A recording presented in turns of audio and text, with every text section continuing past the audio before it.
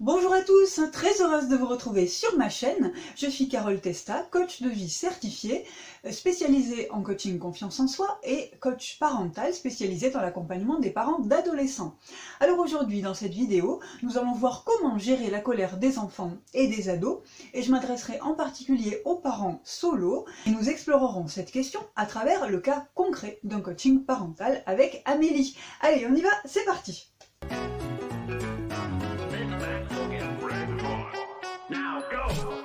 Alors avant d'entrer dans le cœur du sujet, je m'adresse à mes abonnés. Je n'ai pas fait de vidéo pendant plusieurs semaines, d'abord parce que j'avais besoin d'un peu de repos, et puis je dois dire que j'ai été un peu découragée. Alors ceci dit, cette chaîne m'a permis d'être contactée par des professionnels de la parentalité et donc de lancer des projets professionnels extrêmement intéressants. Mais votre petit coup de pouce m'encouragera à continuer. Merci de laisser un petit pouce et surtout des commentaires, puis partagez. Voilà, partagez, faites connaître ma chaîne. Alors, gérer la colère des enfants et des ados quand on est un parent solo. Nous allons aborder le cas d'Amélie. Amélie est bien sûr un prénom d'emprunt.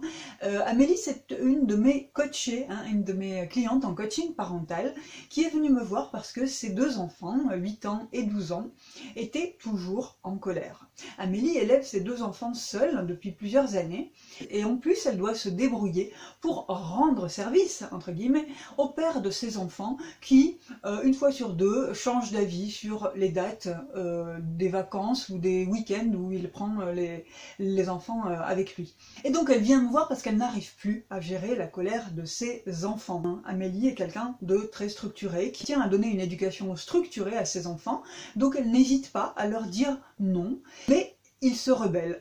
Par contre, elle a du mal à dire non à son ex. Dernièrement, son ex, qui avait prévu de prendre les enfants en vacances à une date donnée et prévue à l'avance évidemment, lui téléphone en disant que non, finalement, là il a une opportunité de partir en vacances avec ses copains et donc non, il prendra les enfants plus tard. Voilà. Et Amélie a du mal à lui dire non, pour diverses raisons, dans lesquelles vous vous reconnaîtrez peut-être.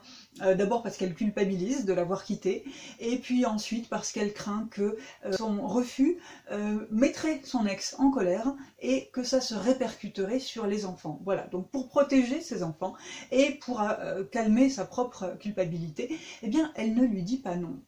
Et donc elle le traite comme si c'était lui l'enfant, comme si c'était lui qui devait être protégé. Et donc ce que j'ai montré à Amélie, c'est que la colère de ses enfants était liée sans doute à deux choses. La première chose, c'est le sentiment d'abandon de leur père. Et la deuxième chose, c'est le fait qu'elle leur demande, elle demande aux enfants de s'engager, de respecter leurs engagements, d'être sages, d'aller au lit à une heure donnée, de se laver les dents tous les jours, de faire un peu de devoirs de vacances, etc. Elle leur demande de s'engager, de faire des choses, et puis quand c'est le tour de leur père, elle lâche prise et elle cède. Voilà. Et les enfants sentaient ça comme une injustice, parce qu'après tout, pourquoi eux doivent tenir leurs engagements alors que leur père ne les respecte pas. Alors que faire? Alors j'ai aidé Amélie d'abord à se positionner plus fermement en face de son ex, en face du père de ses enfants. Je l'ai aidé à dire non, à refuser les changements de programme de dernière minute sur un caprice, j'ai pas envie, j'ai pas le temps.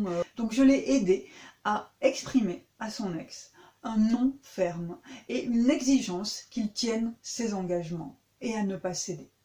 Deuxième chose que j'ai aidé Amélie à faire, c'est avec ses enfants, à calmer la colère de ses enfants. Alors avec les enfants en particulier, et les ados, il est très important de les aider à mettre des mots sur leurs émotions. Ce que j'ai aidé Amélie à faire, c'est à nommer à ses enfants, à nommer le sentiment, l'émotion de colère, et à comprendre ce qui les mettait en colère, par rapport à leur mère, mais aussi par rapport à leur père.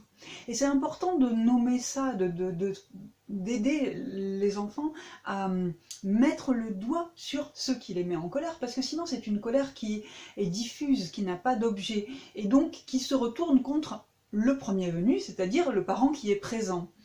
Alors que là, ils ont pu identifier que ils avaient de la colère contre leur mère, mais qu'ils en avaient surtout contre leur père, et du coup ils ont pu dire à leur père, écoute là vraiment on n'est pas content, on se sent pas respecté, enfin voilà, ils ont pu exprimer leur colère à la bonne personne, c'est-à-dire à leur père.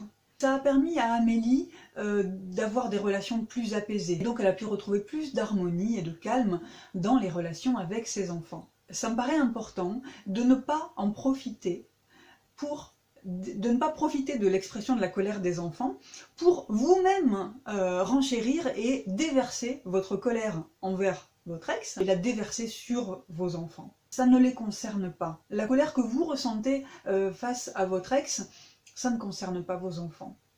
Vous pouvez les aider à exprimer la leur, mais eux ne sont pas là pour accueillir votre colère à vous. C'est trop de poids à leur faire porter. Donc j'ai aidé Amélie à exprimer sa colère, voilà, en séance tout simplement, et à trouver des personnes ressources qui peuvent l'aider au quotidien à exprimer quand elle se sent en colère ou quand elle a d'autres émotions et d'autres sentiments. J'espère que cette vidéo vous a été utile. N'hésitez pas à liker, commenter, partager, ça m'encouragera et ça me soutiendra. Et je vous retrouve la semaine prochaine pour une nouvelle vidéo. Salut à tous!